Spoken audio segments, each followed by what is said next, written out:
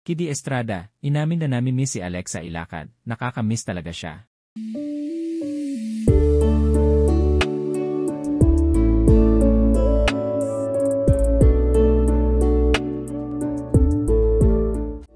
Sa kabila ng kanilang mga abalang schedule at iba't ibang proyekto, hindi maikakaila ni Kiddy Estrada ang kanyang nararamdaman nami-miss niya ng husto ang kanyang love team partner na si Alexa Ilacad.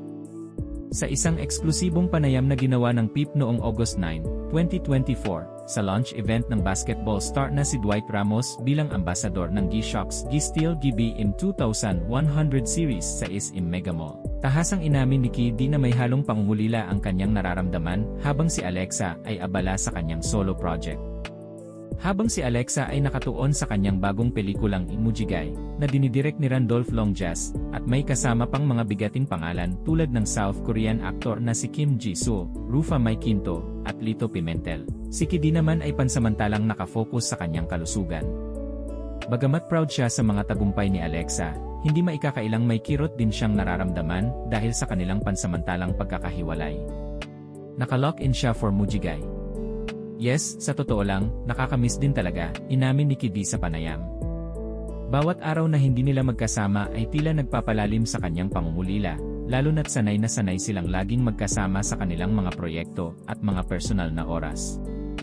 Bilang bahagi ng kanyang kasalukuyang sitwasyon, sinabi ni Kiddy na ginagamit niya ang oras na ito upang pagtuunan ang kanyang kalusugan.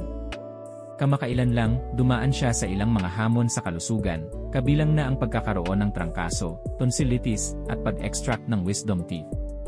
As of now, I'm just more on working on my health kasi, recently, nagkatrangkaso ako tapos tonsillitis. Then, I had wisdom teeth extraction. So, sabi ko sa sarili ko na ang daming nagkakasakit ngayon so I really have to take care of myself, in my health, pahayag ni Kiddy.